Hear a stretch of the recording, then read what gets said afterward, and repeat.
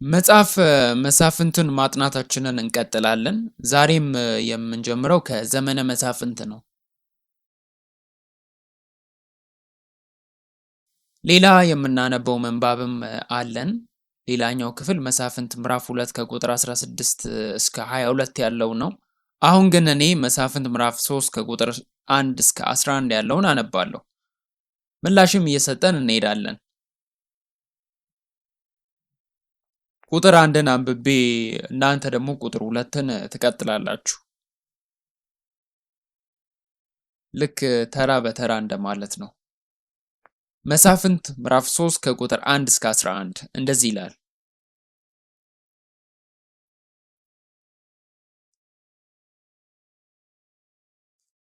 ከከነዓናውያን ጋር መዋጋት ያላወቁት እስራኤል በእነሱ ቁጥር 2 ይፈትናቸው ዘንድ በፊትም ሰልፍን ያለመዱ የእስራኤል ልጆች ትውልድ መዋጋትን ያውቁና ይማሩ ዘንድ እግዚአብሔር ያስቀራቸው አሕዛብ ሕዝብ ናቸው በማለት ይጀምራል።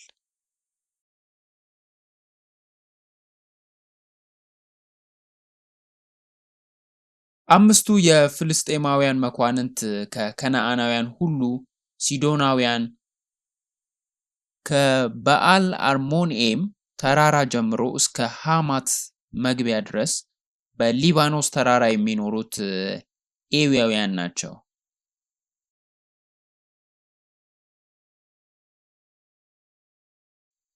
እግዚአብሔር በሙሴ እጅ ለአባቶቻቸው ያዘዘውን ትእዛዝ መስማታቸውን እንዲታወቅ እስራኤል ይፈትኑባቸው ዘንድ እነዚህ ቀሩ። ቁጥር 5 የእስራኤልም ልጆች በከነዓናውያን፣ በኬጢያውያን፣ በአሞራውያን፣ በፈሪዛውያን፣ በኤዊያውያን፣ በኢያቡሳውያን መካከል ተቀመጡ ይላል። ቁጥር 6 ሴት ልጆቻቸውንም አገቧቸው፣ እነሱም ሴቶች ልጆቻቸውን ለወንዶች ልጆቻቸው ሰጡ፣ አማልክቶቻቸውንም አመለኩ ይላል። ቁጥር 7 የእስራኤልም ልጆች በእግዚአብሔር ፊት ክፉ የሆነውን ነገር አደረጉ፣ አምላካቸውንም እግዚአብሔር ረስተው በአሊምንና አስትሮትን አመለኩ። ቁጥር 8 ስለዚህ የእግዚአብሔር ቁጣ በእስራኤል ላይ ነደደ፣ በሜሶፖታሚያ ንጉሥ በኩሰርሴቴም እጅ አሳልፎ ሰጣቸው። የእስራኤልም ልጆች ለኩሰርሴቴም 8 ዓመት ተገዙለት። ቁጥር 9 የእስራኤልም ልጆች ወደ እግዚአብሔር ጮኹ፣ እግዚአብሔርም የሚያድናቸውን አዳኝ የካሌብን የታናሽ ወንድም የቄኔዝን ልጅ ጎቶንያልን አስነሳላቸው። ቁጥር 10 የእግዚአብሔርም መንፈስ በእሱ ላይ መጣ፣ በእስራኤልም ላይ ይፈርድ ነበር። ለሰልፍ ወጣ። እግዚአብሔርም የሜሶፖታሚያን ንጉሥ ኩሰርቴምን በእጁ አሳልፎ ሰጠው፣ እጁም በኩሰርሴቴም ላይ አሸነፈች። ቁጥር 11 ምድሪቱም 40 ዓመት አረፈች፣ የቄኔዝም ልጅ ጎቶንያል ሞተ ይላል። ይህ የእግዚአብሔር ቃል ነው። ሁላችንም በህይወት ውስጥ መረጋጋት እንፈልጋለን። ሁሉም ሰው መረጋጋትን ይፈልጋል። ጥያቄው እንዴት መረጋጋት እንችላለን ወይንም ደግሞ የት መረጋጋት እንችላለን የሚለው ነው።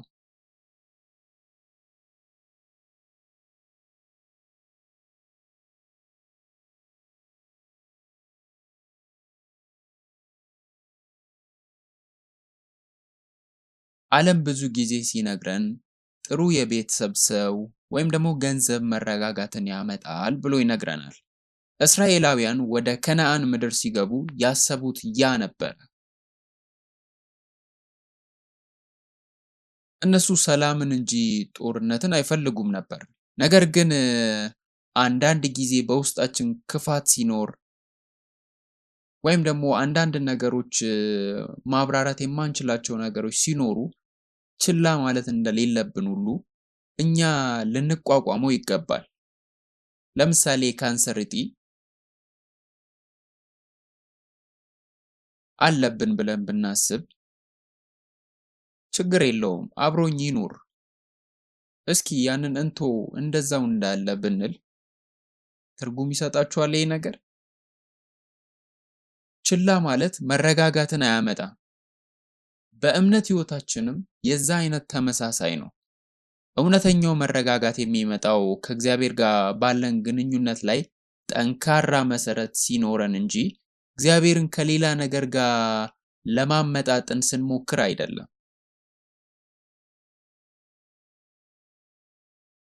ሁለት ሚስት፣ ሁለት ቤተሰብ ያለው ሰው ጋር መረጋጋት ይኖራል ብላችሁ ታስባላችሁ? አንዱ በቀኝ እና በግራ በኩል ያለው ሚዛን አይነት አይደለም። ግራ መጋባትን ይፈጥራል በእርግጥ። አንድ አካልና አንድ ልብ ያለው ሊጋራ የማይችለው አንድ ነገር ያለው ልክ እንደዛው ነው። እንዲሁ የእግዚአብሔር ከሆንን ሁለት አማልክትን ማምለክ አንችልም። ነገር ግን ዛሬ በመጀመሪያውና በሁለተኛው ክፍል እንደምናነበው እስራኤላውያን ብዙውን ጊዜ ግማሽ ተኩል ይኖሩ ነበረ። በመንፈሳዊ ሕይወት ውስጥ ግማሽ እና አንደኛውን ግማሽ ደግሞ ሌላኛውን ይኖሩ ነበር። ሌላ ግማሽ የሚባል ነገር ግን የለም።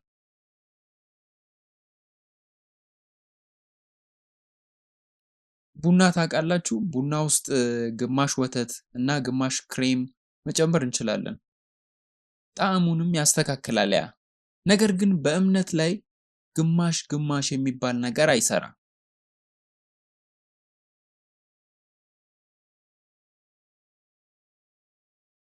በመጀመሪያ የከነዓናውያን ክፍል ብቻ በማባረር እግዚአብሔርን ለመታዘዝ ግማሽ መንገድ ሄዱ። ይሄ በቃ በቂ ነው ብለው አሰቡ። ሳይጨርሱ ቆሙ። ተጨማሪ ደም ማፍሰስ ወይም ደግሞ የብረት ሰረገሎችን ይዞ መዋጋት አልፈለጉም። ባለመፈለግም ተስማሙ። ሌላ ሁለተኛ አምላክ ነበራቸው። እነዚህን አማልክቶችንም አገለገሉ። ከዚያም ክፉ በሆነባቸው ጊዜ ወደ እግዚአብሔር ጮኹ። በሰላምና በመልካም በሚኖሩበት ጊዜ ግን በዓልንና የማምለኪያ አጸድን አመለኩ። ሶስተኛው መሳፍንት ምዕራፍ 3 ከቁጥር 6 ላይ ነው።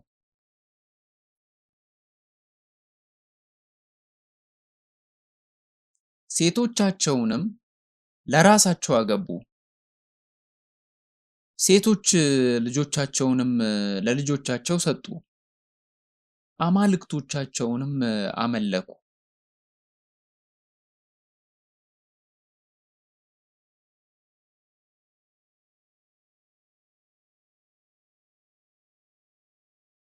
ከሌሎች ነገሮችም አልፈው የትዳር ዝምድናንም መመስረት ጀመሩ።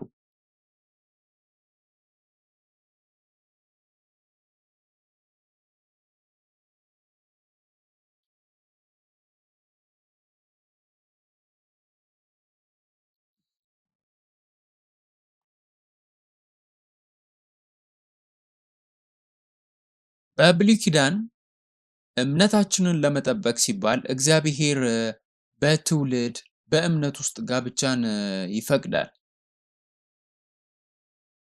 ለቤተ ክርስቲያን ወይም ለሀገር ሳይሆን ለነፍሳቸው ተብሎ ለእምነት ሲሉ የሚደረግ ነው። ያንንም ግን ግማሽ ያክል ሄዱ። በመሳፍንት ምዕራፍ 2 ከቁጥር 17 ላይ ሌሎች አማልክትን ተከትለው አመነዘሩ፣ ሰገዱላቸውም እንጂ መሳፍንቶቻቸውን አልሰሙም።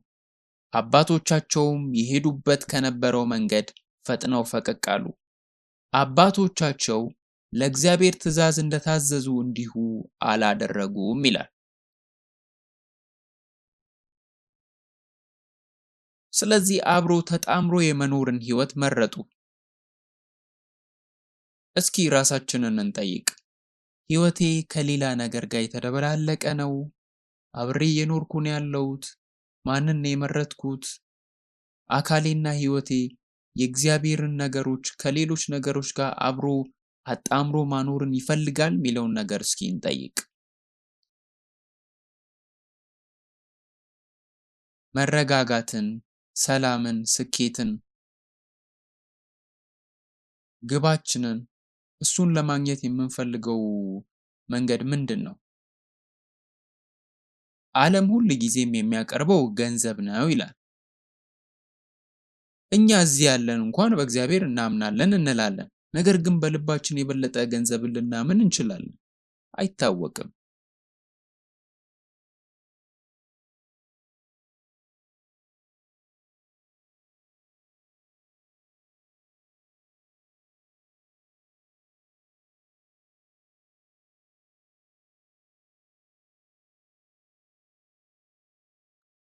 ስለዚህ ሕይወቴ በእግዚአብሔርና በገንዘብ ላይ፣ በእግዚአብሔርና በሌሎች አማልክት ወይም ደግሞ በእግዚአብሔርና በራሴ ግትርነትና መንገዴ መካከል የሚደረግ ትግል ነው ብለን መጠየቅ አለብን።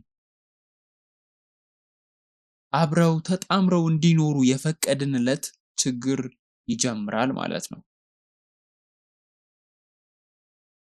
መሳፍንት ምዕራፍ 2 ከቁጥር 16 እግዚአብሔርም መሳፍንትን አስነሳላቸው ከሚማርኳቸውም እጅ አዳኗቸው ይላል። ነገር ግን ቁጥር 17 መሳፍንቶቻቸውን አልሰሙም ይላል። ቁጥር 18 እግዚአብሔር መሳፍንትን ባስነሳላቸው ጊዜ እግዚአብሔር ከመስፍኑ ጋር ነበረ። እግዚአብሔርም ስለሚገፏቸውና ስለሚያስጨንቋቸው በጩኸታቸው ያዝን ነበርና በመስፍኑ ዘመን ሁሉ ከጠላቶቻቸው እጅ አዳናቸው ይላል። እግዚአብሔር መሳፍንትን ከላከ በኋላ ከቁጥር 19 እስከ 23 ያለው ውድቀት እንዳልተወገደ እናያለን። ቁጥር 19 ዳሩ ግን መስፍኑ ከሞተ በኋላ ይመለሱ ነበር፣ አባቶቻቸው አድርገውት ከነበረው የከፋ ያደርጉ ነበረ ይላል።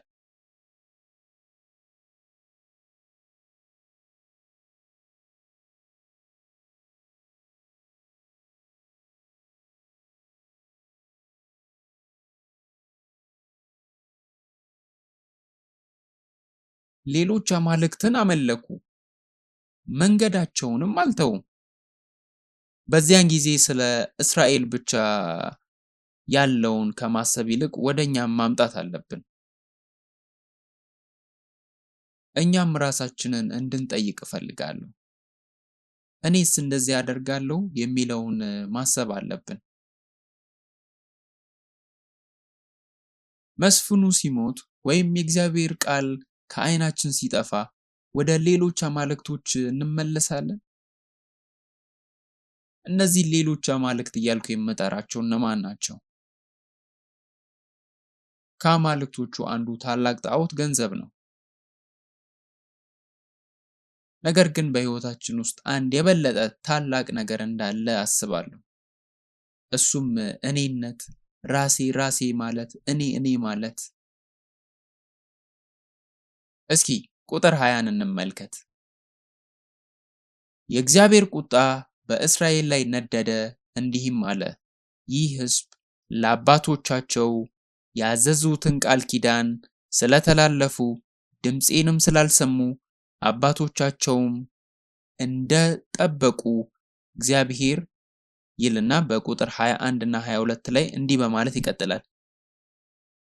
ይሄዱበት ዘንድ የእግዚአብሔርን መንገድ ይጠብቁ ወይም አይጠብቁ እንደሆነ እስራኤልን እፈትንባቸው ዘንድ ኢያሱ በሞተ ጊዜ ከተዋቸው አሕዛብ አንዱን ሰው እንኳን ከእንግዲህ ወዲህ ከፊታቸው አላወጣም ይላል።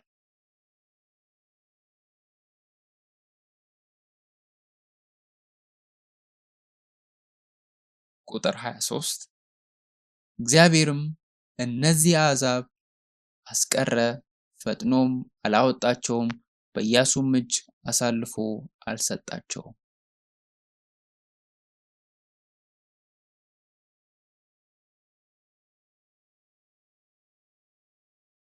አሁን የእግዚአብሔር መፍትሄ ምንድን ነው? መሳፍንትን ከላከ በኋላም ሙሰኞች ሆኑ። ንሳቸው በጸጋ መመላለሳቸው ጊዜያዊ ሆነ።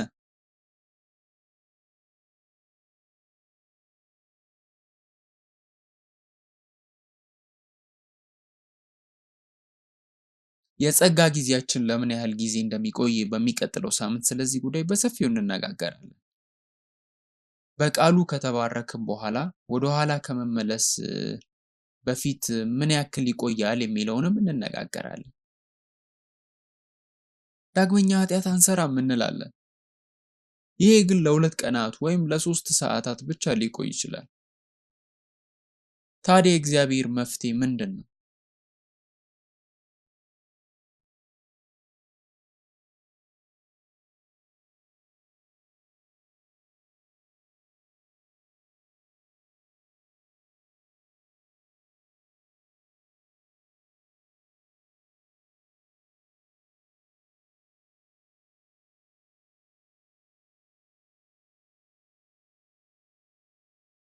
እነዛን ነገሮች ስላላስወጡ እነዛን ነገሮች እጠቀማለሁ ይላል እግዚአብሔር። እሾህም ይሆናሉ፣ ልክ ነው። እግዚአብሔር ግን እነሱን እኛን ለማሰልጠን ይጠቀምባቸዋል።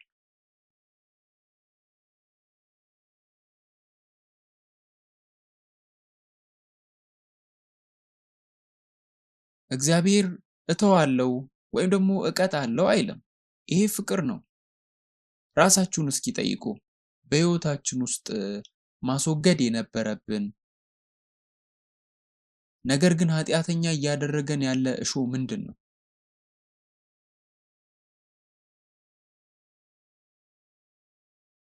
ምናልባት እግዚአብሔር እንደ ሐዋርያው ጳውሎስ እንዲቆይ የፈቀደ ሊሆን ይችላል። በአለመታዘዝ ምክንያት ብቻ ሳይሆን በሌላም ምክንያት ሊሆን ይችላል እሾህ የቀረው። ሁለተኛ ቆሮንቶስ ምዕራፍ 12 ከቁጥር 7 እስከ 10 እንደዚህ ይላል።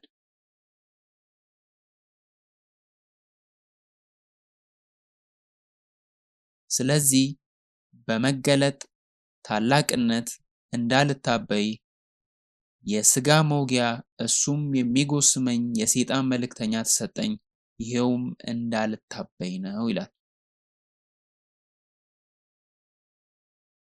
ስለዚህ ነገር ከኔ እንዲለይ 3 ጊዜ ጌታን ለመንሁ። ቁጥር 9 እሱም ጸጋዬ ይበቃሃል፣ ኃይሌ በድካም ይፈጸማልና አለኝ። እንግዲህ የክርስቶስ ኃይል ያድርብኝ ዘንድ በብዙ ደስታ በድካም ልመካ እወዳለሁ።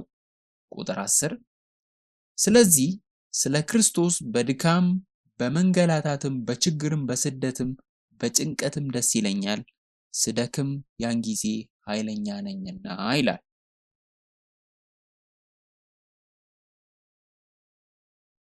እግዚአብሔር ያላስወገዳቸው ድክመቶች ሊኖሩ ይችላሉ። እናም ሐዋርያው ጳውሎስ እንደ ጥንካሬ ተቀብሏል። በዚህም ምክንያት በድካሙ፣ በስድቡ፣ በተለያዩ ጭንቀቶች ውስጥ፣ በስደትና በችግር ውስጥ ማመስገንን ይማራል። የምናማርርባቸው ምክንያቶች እነዚህ አይደሉ? ድክመቶቻችን፣ ህመማችን፣ የሚደርሱብን ስድብ፣ የገንዘብ ጉዳዮች፣ የግንኙነት ችግሮች፣ ሌላው ቀርቶ ህይወት ራሱ ብቻውን ህይወት ራሱ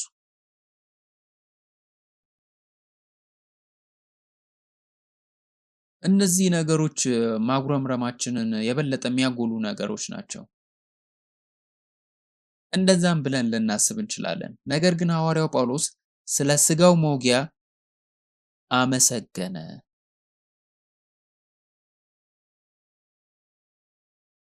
እግዚአብሔር እስራኤላውያንን በመሳፍንት በኩል ሆኖ እንዲህ ይላቸዋል፣ እናንተን ለማሰልጠን እነዚህን እሾዎች እጠቀማለሁ ይላል። ዛሬ ድክመታችን እስኪ በደንብ እንመልከት። ያ ድክመት ባይኖር ኖሮ አሁን እዚህ እንሆን ነበር የሚለውን እንመልከት። እምነታችን ያድግ ነበር? ከዚህ የበለጠ ትሁት እንሆን ነበር የሚለውን እስኪ እንየው። እግዚአብሔር ከነዓናውያን በራሳቸው ኃይል ሊያስወግዱ እንደማይችሉ ተናግሯል። እነዚያ ነገሮች ስር የሰደዱ ናቸዋ።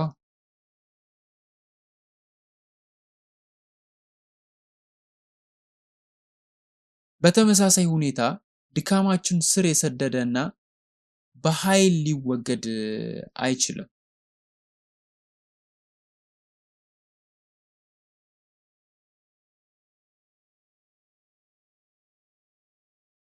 እነሱን ለማባረር መንገድ እየፈለግን ከመታገል ይልቅ እግዚአብሔርን ደስ ለማሰኘት እንደ ቃሉ ለመኖር ስናስብ ከኛ ይለያሉ።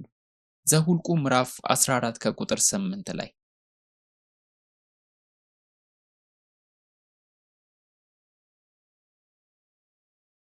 እግዚአብሔርስ ከወደደ ወተትና ማር ወደምታፈሰው ወደዚያች ምድር ያገባናል፣ እሷንም ይሰጠናል አሉ። አስሩ ሰላዮች መጥፎ ወሬ በሰጡ ጊዜ ኢያሱና ካሌብ እንዲህ አሉ።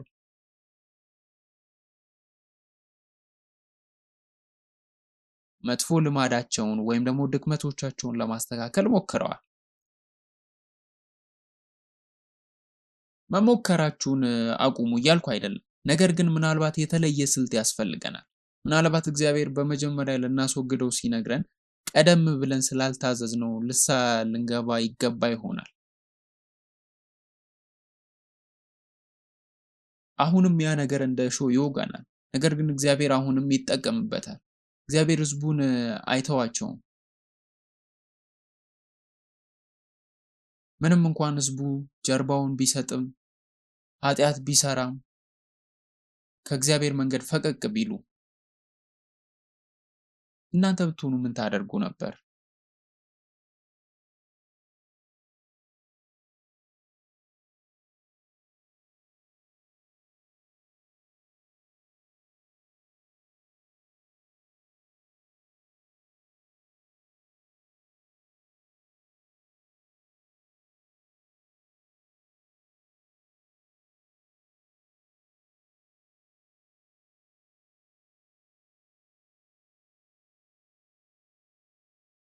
ከነዓናውያን ጋር ቢቆዩ እና ሌሎች ሕዝቦች የሉም ብለው ቢያስቡ፣ እግዚአብሔር ግን ሰው እንደሚያደርገው አላደረገም። አሁንም በዚህም መሰረት እግዚአብሔር አምላካችን ሁሌም መልካም ነው።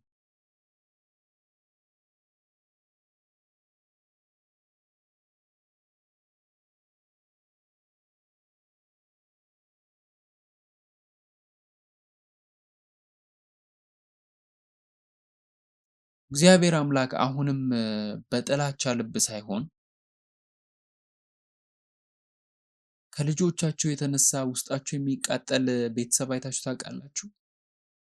ልክ እንደነዛ ወላጆች እንደሚቃጠለው እስኪ አስቡ። ከጭንቀትና ትዕግስት እግዚአብሔር ይጠብቃል። ከዚያም ቀጥሎ እኛን ማሰልጠኑን ይቀጥላል። ጊዜ ከሁሉም የተሻለ ጥሩ አስተማሪ ስለሆነ ብንወድቅ እንኳን እግዚአብሔር አስቸጋሪ ጊዜዎችን ሊያስተምረን ሊጠቀምበት ይችላል።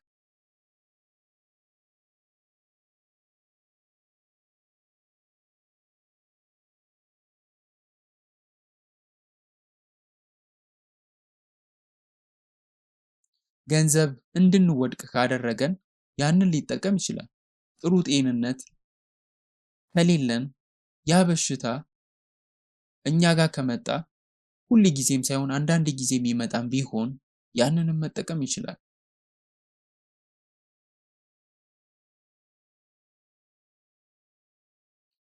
ከነዓን ከገቡ በኋላ የሚፈልጉትን ሁሉ አግኝተው ተጽናኑ፣ ከዚያም ወደቁ። ስለዚህም እግዚአብሔር እነሱን ለመመለስ ያንን እርምጃ ወሰደ። የእግዚአብሔር ዓላማ በዚህ ምድር ላይ በስርዓት እንድንኖርና ምግብ ብቻ በልተን ጠጥተን የምንኖር እንድንሆን አይደለም። ያ በራሱ መባረክ ሳይሆን የእግዚአብሔርን ስራ ለመስራት መንገድ የሚከፍት ነው።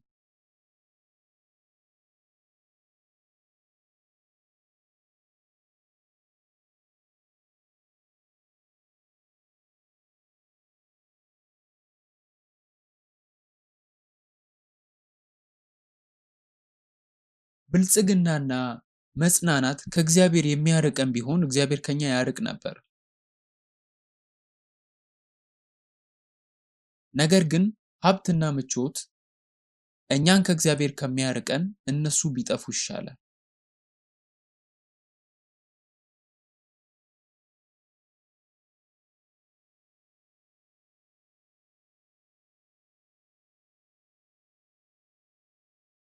ዋናው ዓላማው የእግዚአብሔር ከእሱ ጋር እንድንኖር ወደ መንግሥተ ሰማያት እንድንገባና ሙሉ ርስትን እንድንቀበል ነው። አሁን ያለውን በረከቶች የዘላለም ሕይወት የሚገቱ ከሆነ እግዚአብሔር እነዛን ያስወግዳቸዋል። ውጊያው በእግዚአብሔርና በእስራኤል መካከል ነው። ማን የበለጠ ግትር ነው?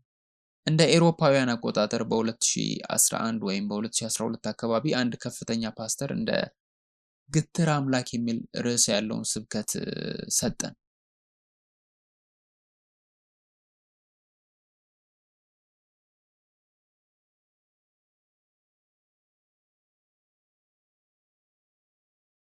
እግዚአብሔር እንዴት በግትርነት ሊባርከን እንደሚፈልግ ነበር። ነገር ግን በግትርነት አንቀበለውም። ማን የበለጠ ግትር ነው? እንደ እግዚአብሔር እልከኛ የሆነ ማንም የለም። ማንም እንደ እግዚአብሔር ታጋሽ የሆነም የለም። እግዚአብሔር 6000 ዓመታትን ጠበቀ። ምን ያክል ዓመታትን እንደጠበቀን አስባችኋል? እግዚአብሔር እንዲህ ይላል፣ መወዳደር ትፈልጋለህ? መጠበቅስ ትችላለህ? እኔ ዘላለማዊ ነኝ። አንተ የሌለ ነገር አለኝ።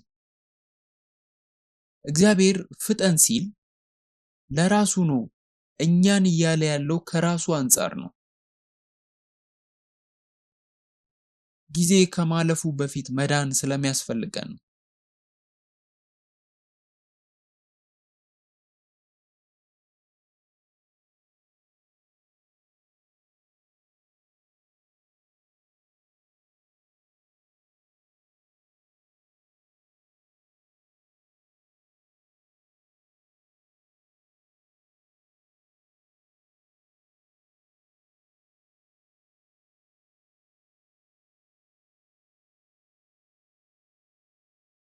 ስለዚህም በዚህ ከእግዚአብሔር ጋር በመታገል ምን መተው እንዳለብንና ምን መያዝ እንዳለብን እንማራለን። የዚህ ትግል ቁንጮ ሞት ነው። በሞት ላይ ምን ለመያዝ ትመርጣላችሁ? ብዙ ክርስቲያኖች ኃጢአታቸውን ትተው ወደ እግዚአብሔር እስኪመጡ ድረስ ይጠብቃሉ። የሚያስፈልገው ይህ ከሆነ እግዚአብሔር ያንን ጊዜ ይፈቅዳል። መልሳችሁም ከመጣችሁ እግዚአብሔር የሚፈልገው ያንን ነው።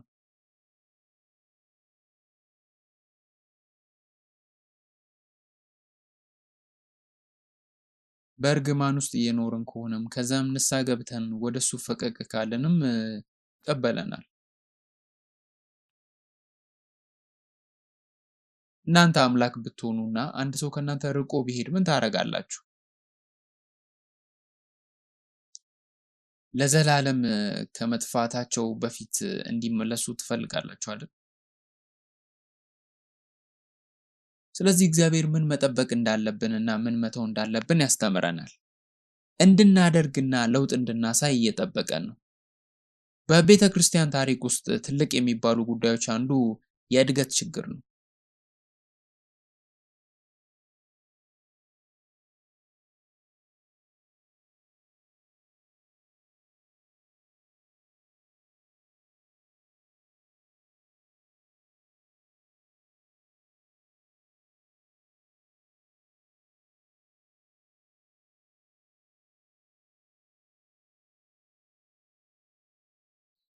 ከአንድ ዓመት በፊት፣ ከሁለት ዓመት፣ ከሶስት ዓመት፣ ከአምስት፣ ከ10 ዓመት በፊት ስለ ራሳችሁ እስኪ አስቡ።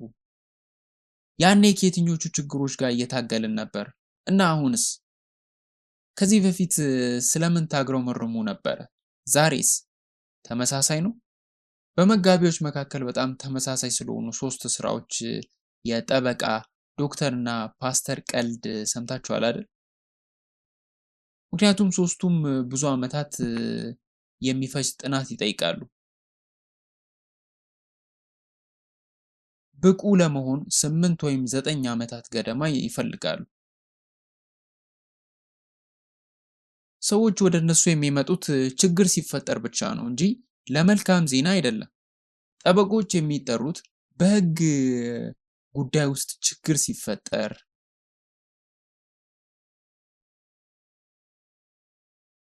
ሐኪሞች ጋር የምንሄደው ስንታመም፣ ከዚያም ደግሞ መንፈሳዊ ችግር ውስጥ ስንገባ ነው አይደል ፓስተሮች ጋር የምንመጣው።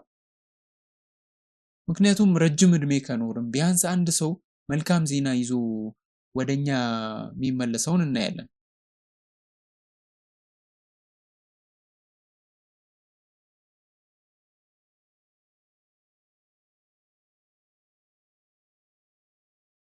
ተለውጠው ራሳቸውን በፊት ከሚሄዱበት መንገድ ለውጠው በጽናት መንገድና የእግዚአብሔርን መልካምነት በማጣጣም ላይ ሊሆኑ ይችላሉ። አንድ ቀን አንድ ሰው ፓስተር ድል አገኘው፣ መጥፎ ልማዴን ትቻለሁ አለ። ከእንግዲህ አላጉረመርምም፣ አመሰግናለሁ አለ። ይህንን ከምሳሌ ውሰዱ። ሰዎች በተደጋጋሚ ተምረው የማይለወጡ ሆኖ ያለፉበትን ጊዜ አውቃለሁ። ባለፉት አብያተ ክርስቲያናት ወይም አገልግሎቶች ውስጥ ሰዎች ተመሳሳይ ቅሬታ ለዓመታት ያመጣሉ። ቤተ ክርስቲያን የሚለቁት በተመሳሳይ ምክንያት ነው። ከዚያም ተመልሰው ይመጣሉ፣ እንደገና ያገለግላሉ። እናም ሂደቱ ይደገማል። ግን አንዳንድ ጊዜ ከሄዱ በኋላም ይለወጣሉ። አሮጌ ቤተ ክርስቲያን ሲጎበኝ አንድ ሰው ሲለወጥ አየሁ። እናም ቤተ ክርስቲያኑ እንድታድግ መሄድ አለብኝ ብዬም ጠየቅኩ። ቢያንስ ተለውጧል። እግዚአብሔር በሕይወታቸው የበለጠ ኃይል ጨምሯል። ያም የእግዚአብሔር ቸርነትን ያመለክታል። ስለዚህም እጸልያለሁ፣ ምንም ይሁን ምን አስታውሱ፣ እናንተ እግዚአብሔር በአሁን በእናንተ ተስፋ አልቆረጠም። ሁላችንም ደካሞች ነን። ከአንድ ኃጢአት ጋር እየታገልን ሊሆን ይችላል። ነገር ግን እግዚአብሔር እንዲህ ይላል፣ አሁንም በእናንተ ላይ ተስፋ አልቆረጥኩም። አሁንም ከእናንተ የበለጠ ግትር ሆኜ ቀደም ብሎ ተስፋ ቆርጦ በረከትን ቶሎ መቀበል ይሻላል፣ እጠብቃችኋለሁ ይላል።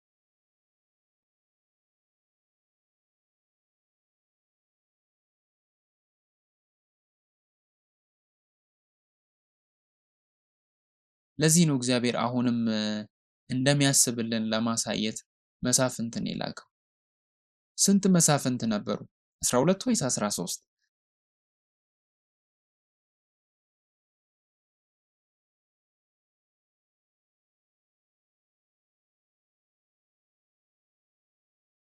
አንዳንዶች 12 ይላሉ፣ ነገር ግን ሳሙኤልን ጨምሮ 13 ናቸው። 12ቱ መሳፍንትና ነቢዩ ሳሙኤል ናቸው። እነሱንም ለመጥራት እስኪ እንሞክር።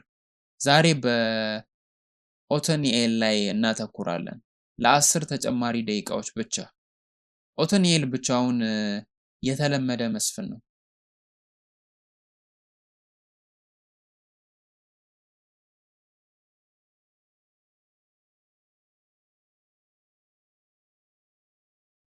ሌሎች ደግሞ አንዳንድ መሻሻል የነበረባቸው ወይም ድክመቶች ነበሯቸው።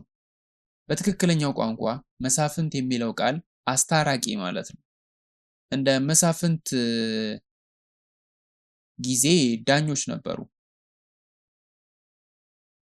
ለኢየሱስ ክርስቶስ ጥላ ሆኑ።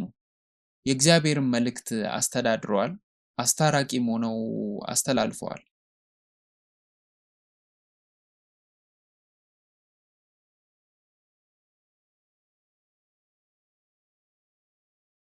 አንድ የሚያስደንቀው ነገር እነዚህ መሳፍንቶች ተራ ሰው መሆናቸው ነው።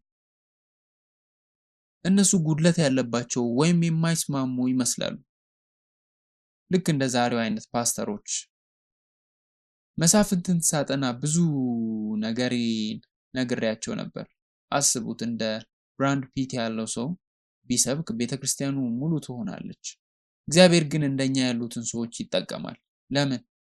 በሚቀጥለው ሳምንት እነግራችኋለሁ። ይሄን ናኦድም ግራኝ ነበር፣ ሴሜጋር ገበሬ ነበር። ዲቦራ ሴት ነበረች። በዚያን ጊዜ እንደ ድክመት ይታይ ነበር። እነዚህ የምጠቅሳቸው ነገሮች በወቅቱ በነበረው ጊዜ ላይ እንደ ድክመት የሚቆጠሩ ናቸው። ጌዲዮን ደካማና በቤተሰቡ ውስጥ ትንሹ ነበር። ዮፍታሔ የጋለሞታ ልጅ ነው። ሳምሶን ዓለማዊና ሙሰኛ ነበር። እግዚአብሔር ድክመት ያለባቸውን ሰዎች ፈራጅ እንዲሆኑ እና መሳፍንት አድርጎ ለምን መረጠ? ዝርዝሩን እንቀጥላለን፣ ግን ዛሬ በጎቶንያል ላይ እናተኩራለን።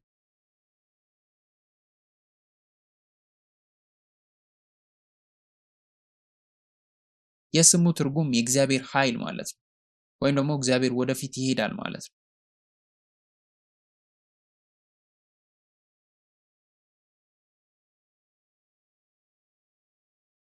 የካሌብ የወንድም ልጅ ሲሆን የካሌብ አማችም ሆነ። ካሌብ ደብሪን ያሸነፈ ልጄን አክሳን ያገባል ባለ ጊዜ ጎቶንያል ተዋግቶ አሸነፈ። ካሌብም ሴት ልጁን ሰጠው።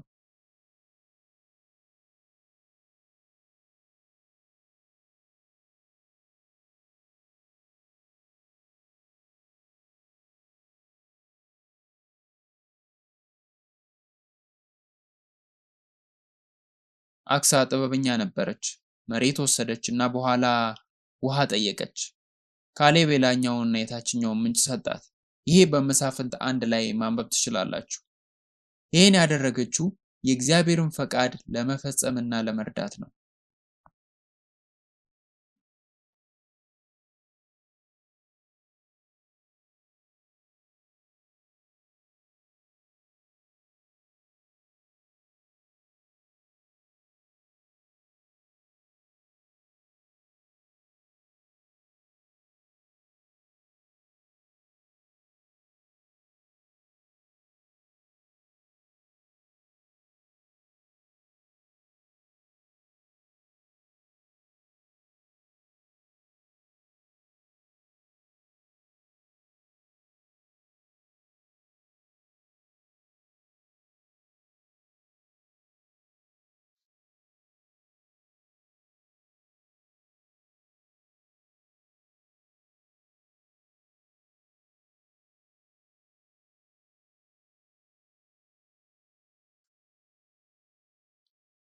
ጎቶንያልም ከ8 ዓመታት ጭቆና በኋላ የሜሶፖታሚያ ንጉሥ ኩሰርቴምን በእጁ እግዚአብሔር አሳልፎ ስለሰጠው እጁም በኩሰርሴቴም ላይ አሸነፈች። በዚህም እስራኤልን አዳነ። መሳፍንት ምዕራፍ 3 ከቁጥር 10 ላይ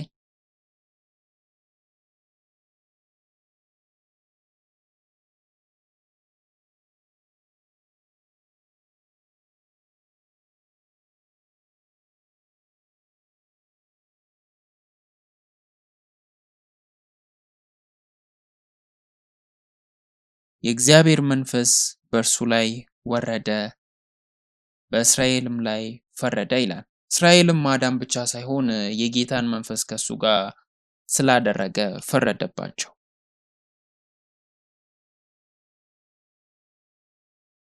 ዛሬ እንደ ጎቶንያል ያሉ ሰዎች ያስፈልጉናል። በተለይም ዓለም በተመሰቃቀለበትና እግዚአብሔርን የሚያስቀይሙ በሆኑበት።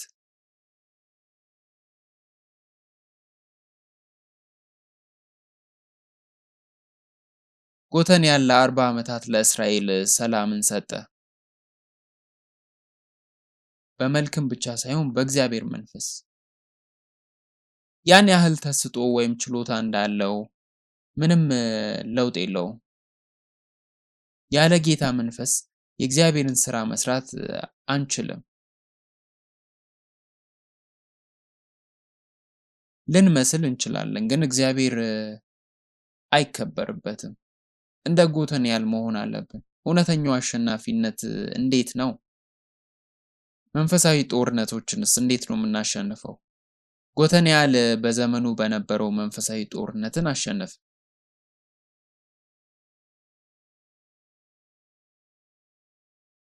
ሌሎች በማይፈለጉበት ጊዜ ወደፊት የሚራመዱ የዛሬዎቹ ጎቶንያል ያስፈልጉናል። በመንፈሳዊ ውጊያዎች ድል የሚቀዳጁ ሰዎች በቤተ ክርስቲያን ውስጥ ያስፈልጉናል።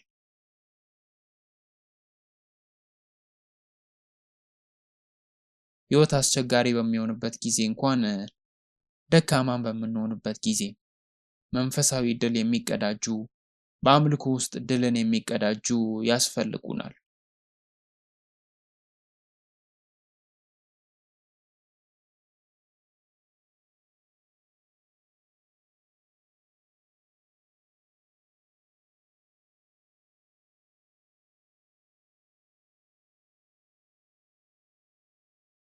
በመጀመሪያ ወደ ቤተ ክርስቲያን ለመምጣት ብቻ ድል ያስፈልገናል። ሰይጣን ሊያስቆመን ይሞክራል አይደል?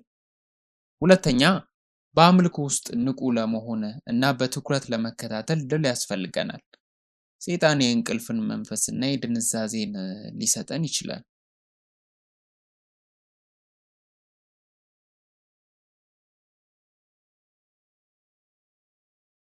በአምልኮ ጊዜ ምላሽ ሊሰጠንም ይችላል። ነገር ግን ከዚያ በኋላ ምንም ነገር አናስታውስም ልንል እንችላለን። ልክ እንደ ደመና ጠፍቷል ብለን ልናስብም እንችላለን። በሶስተኛ ደረጃ ድልን የምናገኘው በአምልኮ ነው። ቃሉን በማስታወስ በሕይወታችን ላይ ተግባራዊ በማድረግ ነው። ጨለማን በማሸነፍ መጥፎ ልማዶችን በመተውና ድብርትን በማሸነፍ ነው።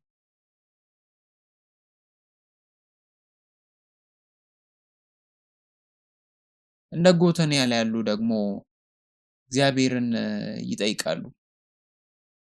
ሜዳውን፣ የላይኛውን የታችኛውን ምንጮች እግዚአብሔርን በልግስና ይሰጣል። ታላቅም ሽልማት ይሰጣል። እግዚአብሔር ማንን ነው የሚፈልገው? በጣም ጎበዝ አይደለም፣ ግማሽ ተኩል ሰዎችም አይደለም፣ የጠፉትንም አይደለም፣ ያሉትንም አይደለም። እግዚአብሔር ጽኑ የሆኑ ሰዎችን፣ የአቋም ሰዎችንና አስተማማኝ የሆኑ ሰዎችን ይፈልጋል። ዛሬም በመዘምራን በዘመሩት መዝሙር ተባርከናል አይደል? የመዘምራን ቡድን እንደዚህ እንዲሆን እጸልያለሁ ሁል ጊዜም ቢሆን። ዮሐንስ ወንጌል ምዕራፍ 6 ከቁጥር 67 እንደዚህ ይላል።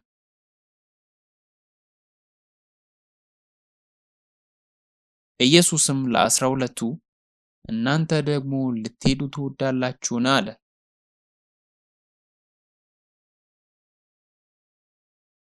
ኢየሱስ በሄዱት 5000 ላይ አላተኮረም። እሱ በቀሩት ጥቂቶቹ ላይ አትኩሯል። የሚተማመንባቸውንም ይፈልጋል። የዛሬዎቹ ጎቶንያል እንሁን። አሜን። እንጸልይ።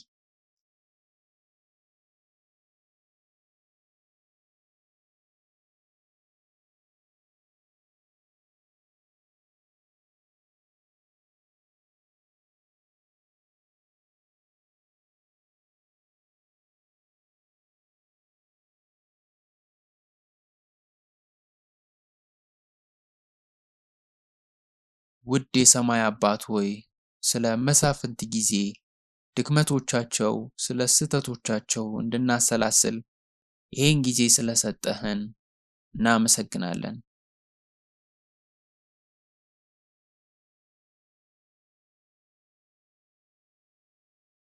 በእኛ ላይ ተስፋን አይተህ ስለመረጥክ እናመሰግናለን። ስለ ታጋሽነት፣ ስለ ፍቅርና ስለ ጽናትህ እናመሰግናለን። ግትርነታችን እንድንተው እርዳን። ጨለማን ማሸነፍን እንደ ጎተንያል በድል እንድንኖር እርዳን። መንፈስህ በፓስተሮቻችን፣ በአማኞች ሁሉ ላይ፣ በቤቶቻችን ላይ ይሁን። በዚህም በመጨረሻው ዘመን እውነተኛ የእግዚአብሔር ሰራተኞች እንድንሆን እርዳን። እግዚአብሔር አባታችን ሆይ ስለ ጸጋ እናመሰግናለን። በኢየሱስ ስም እንጸልያለን። አሜን።